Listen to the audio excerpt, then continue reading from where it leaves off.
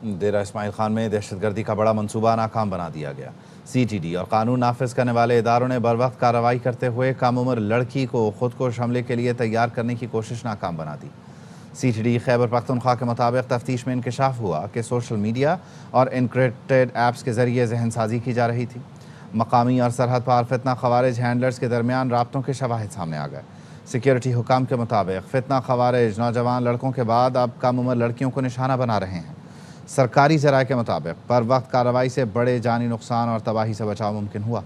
मकामी अमायदीन का कहना है ऐसे अनासर नौजवान नस्ल को गुमराह करके माशरती इस्तेहकाम को निशाना बना रहे हैं। सिक्योरिटी एक्सपर्ट सैयद मोहम्मद अली साहब ने हमें ज्वाइन किया और शामिल गुफ्तगू करते हैं। सैयद मोहम्मद अली साहब, thank you for your time. यकीनी तौर पर पहले कम उम्र बच्चों को जो है वो मैनिपुलेट किया जा रहा था, अब ये कम उम्र लड़कियाँ हैं जिन्हें इंगेज किया जा रहा है। बुनियादी तौर पर ये ढाल के तौर पर इस्तेमाल करते हैं और इसके मुख्तलिफ लिबादे हैं, कभी इस्लाम का, कभी कौमियत का, दीगर मामलात, ये बुरी तरह एक्सपोज हो रहे हैं। देखें, इसके जो तीनों पहलू बड़े अहम हैं। पहली बात यह है कि देखें, माह रमज़ान के मुक़द्दस महीने में ये जो दहशतगर्दी की कार्रवाइयाँ हैं, ये इस बात का बय्यन सबूत है कि इन दहशतगर्दों का इस्लाम से कोई ताल्लुक़ नहीं है। एक इंतहाई मुतबर्रक और अमन का ये महीना है। दूसरी जानिब ये जो हमारी मासूम बच्चियों को गुमराह करके दहशतगर्दी के लिए इस्तेमाल करने की जो कोशिश है, ये इससे ये बात साबित होती है कि अब हमारी जो नौजवान नस्ल है बतदरीज उनमें एक शऊर उभर रहा है और उनको रिक्रूट करने में कामयाबी नहीं हासिल हो रही है, और इसलिए अब वो बच्चियों को गुमराह करने की कोशिश कर रहे हैं।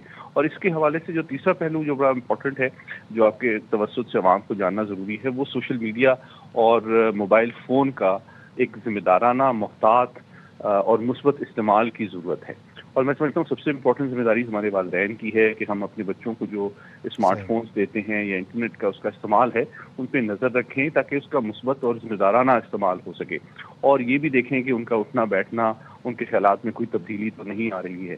और दूसरा पहलू जो है फिर ऑब्वियसली हमारे मदारिस और हमारे स्कूल कॉलेजेस का भी बड़ा अहम रोल है कि वो भी इंटरनेट कंटेंट के हवाले से एक ज़िम्मेदाराना और मुस्बत तरबियत का एक निज़ाम हमारे करिकुलम में भी वज़ा किया जाए। और तीसरा पहलू यकीनी तौर पे कानून साजी का है कि जो लोग बराह रास्त इसमें इन्वॉल्व हैं उनको आइडेंटिफाई किया जाना चाहिए और कानून के मुताबिक उनको सख्त से सख्त सज़ा भी दी जानी चाहिए, ताकि हम अपनी नौजवान नस्ल को इस तरह के गुमराहकुन प्रोपेगेंडे और गलत हाथों में इस्तेमाल होने से रोक सकें। यकीनी तौर पर बहुत शुक्रिया सैयद मोहम्मद अली साहब, बहुत शुक्रिया आपका। ब्रिगेडियर रिटायर्ड वक़ार हसन साहब ने हमें ज्वाइन किया, उन्हें शामिल गुफ्तगू करते हैं। ब्रिगेडियर साहब, thank you for your time.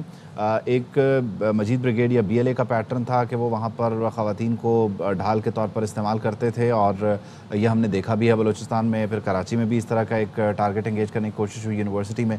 ये जो दूसरा एंड है, यहाँ से ये कभी भी एक्सपेक्टेड नहीं था या यहाँ से कभी भी एक्सरसाइज नहीं हुआ, लेकिन क्योंकि हैंडलर्स का माइंडसेट वही है तो बुनियादी तौर पर अब वो पैटर्न यहाँ पर भी रिपीट होता हुआ देख रहे हैं। जी बिल्कुल, वही BLA वाली प्ले बुक है। और अगर आप देखें, ये तुर्किया में जो तुर्की के खिलाफ टेररिज्म होता है, जो PKK वगैरह, उनकी भी यही प्ले बुक है। कोई 15-20 ख़वातीन किसी के नाम को और तस्वीरों को यूज़ किया जाता है। Now they are trying to create a perception कि शायद ये मूवमेंट जो है अगेंस्ट पाकिस्तान जो है बड़ी वाइड स्प्रेड है और उसमें ख़वातीन शामिल हैं और बच्चियाँ हैं, लेकिन इनको शर्म नहीं आती। अभी देखा जाए तो अगर बलोच ट्रेडिशन देखें या हमारे पश्तून इलाकों की ट्रेडिशन है, उसमें तो इस तरह की कोई चीज़ नहीं है। ना इस्लामिक तौर पे ये चीज़ जायज़ है कि आप मासूम बच्चियों को जो है उसको इस्तेमाल करें। इसके अंदर ड्रग्स का यूज़ भी है, उसके अंदर फिर डेफिनेटली पैसा है जो इनके में भी वालिदैन को दिया गया, या बच्चियों को शायद इंटरनेट पे जो है वो कांटेक्ट करने की कोशिश की। तो इस पर आई थिंक जैसा सैयद अली साहब कह रहे थे कि there is a concerted effort needed on both side, Balochistan और KP में, किस चीज़ को जो है वो कब भी किया जाए और एजुकेट किया जाए एक्चुअली अवाम को भी। बाकी जो जवाब है वो रात को दे दिया। आई थिंक लातों के भूत या बातों से नहीं मानते।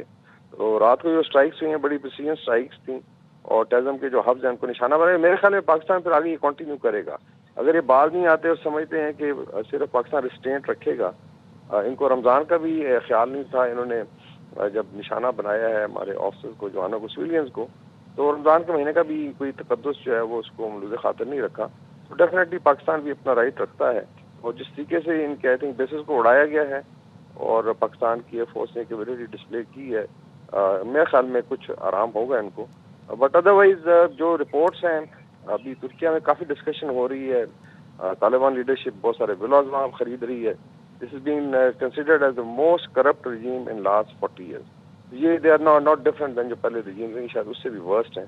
گولڈ مائنز کا لوٹ پلنڈر چل رہا ہے, تو they are becoming highly unpopular. اور بھی آپ دیکھیں گے عوام جو ہے ان کے خلاف کھڑی ہوگی. ان کو اس بات پہ بھی شرم نہیں آئی کہ خواتین کو یہاں پہ یوز کرتے ہیں کہ افغانستان میں 2 کروڑ خواتین کو گھروں میں بند کیا ہوا ہے. وہاں پہ آپ شیشے کی کھڑکی تک نہیں کھول سکتے. اس کو بیسیکلی آپ کہنے ٹیکنیکلی چنوا دیے گا ان کو پتھروں کے اندر کہ وہ باہر جھانک بھی نہیں سکتے. تو یہ اندر خواتین کا آپ کہنے رائٹس کا حال ہے افغانستان میں. باقی جو ہے آئی ایم شیور پاکستان کی عوام, پاکستان کی افواج اور جتنی بھی پولیٹیکل لیڈرشپ ہے یونائٹڈ انشاءاللہ اس ناسور کو جڑ سے اکھاڑا جائے گا. بہت شکریہ بریگیڈیئر صاحب, تھینک یو.